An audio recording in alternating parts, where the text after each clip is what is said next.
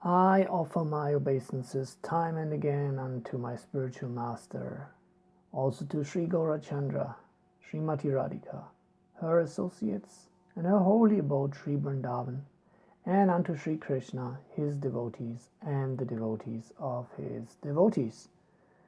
So we are back with part number 10 of Light Casts No Shadows, and we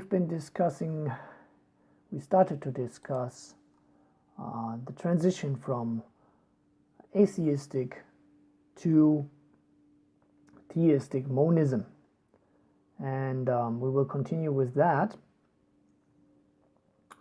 And we've been discussing how some people think that we are not individuals.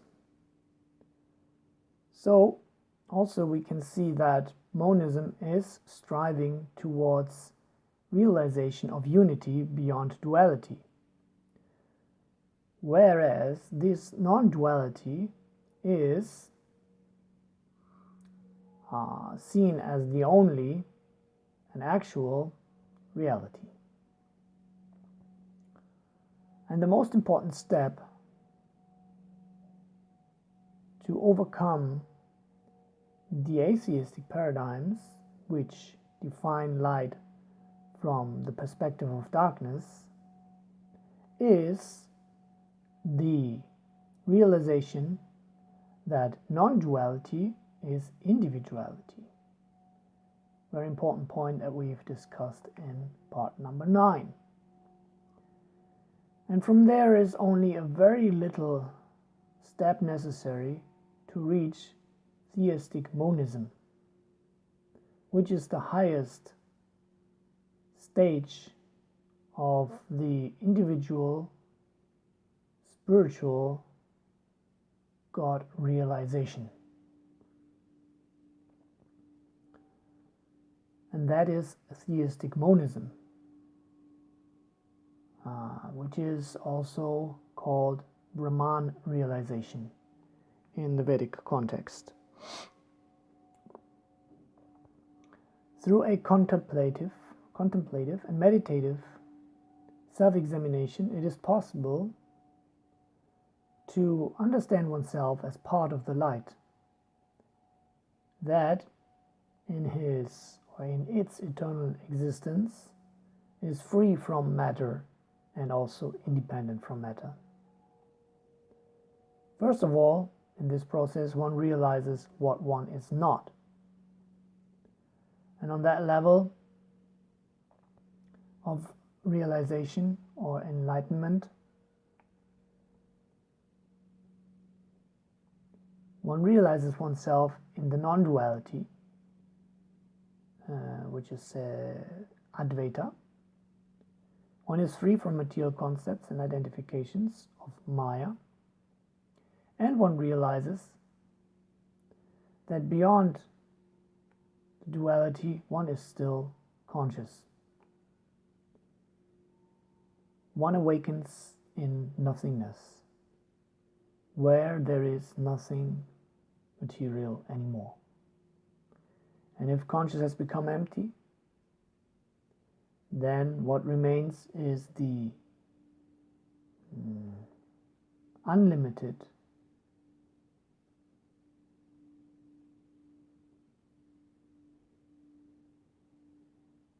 vastness of the spiritual self. But even then,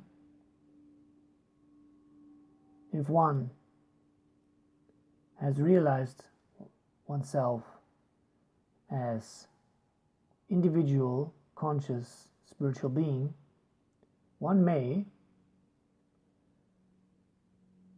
with one's belief,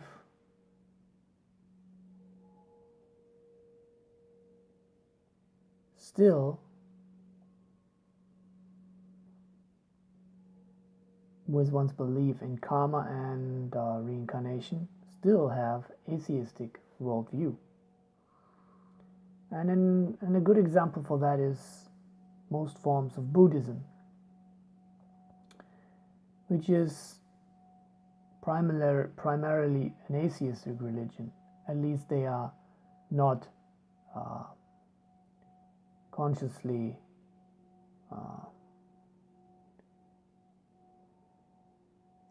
dedicating themselves to theism. At best, they leave it open, which is not criticism per se on Buddhism, but that's just a stage, just as any other belief, and one may go through that stage upward or downward. And for both forms of Buddhism, there would be examples possible. But let's go further. If self-realization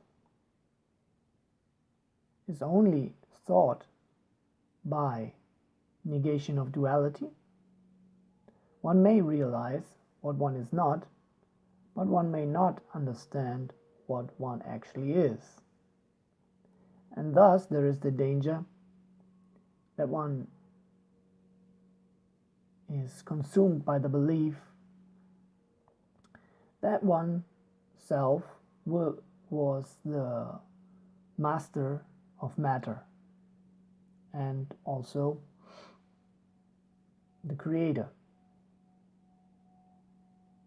Because even in that freedom from material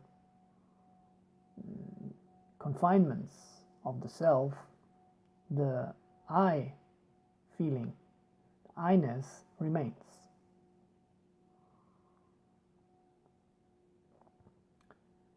As the event horizon is, due to a lack of realizations, only oriented on matter, one thinks if spirit is above matter and I'm a spirit being, then I'm also above matter, and I can therefore with my spiritual powers manipulate matter according to my will. So that results in many cases in the assumption that one thinks of oneself as God. And from my own experience, I can say, in corresponding with people like that, they can become rather offending and rough and even vulgar and criticizing if one even dares to doubt that and put some questions before them regarding this question. And you are God, okay? So, pretty interesting experience you can have with these people. In the Vedic philosophy, this is described as the last trap of Maya or illusion. And that would be the most subtle, most tempting form of atheistic monism. But those who don't stop at this half-truth can realize that not only them as relative individuals or beings are individuals, but that also the Absolute is individual, an absolute, all-encompassing individual, undivided consciousness. God is the absolute individual, but that is not comprehensible for the limited material intellect. But for us, as spiritual beings, it is nevertheless possible to realize and experience. The first aspect of God that of its own accord will reveal itself is the absolute all-presence of divine energy, which is called Brahman. Just as the light is the first thing that one sees when the sun rises and darkness is dissipated. Theistic monism is that which is in the Vedic philosophy called Brahman realization. The first step of true spiritual God realization. One realizes oneself as an eternal part of divine unity, which is present everywhere and is absolute. The spiritual individual realizes its qualitative oneness with the Absolute. Tat Tvamasi, you are that, which is a famous Sanskrit formula from the Upanishad, is a key sentence in this connection. So thank you again for joining in part number 10 of Light Casts No Shadows by Armin Risi, translated on the go. And if you wonder what's the sound in the background, if you even hear it, that is solfeggio tones according to the day of the week. Today we're hearing 741 Hertz, which is red-orange color for the Muladhara chakra because today is Tuesday.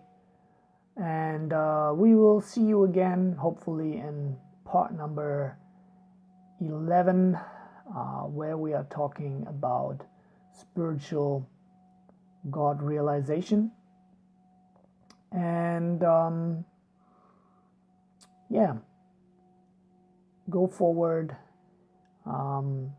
Looking forward to your comments.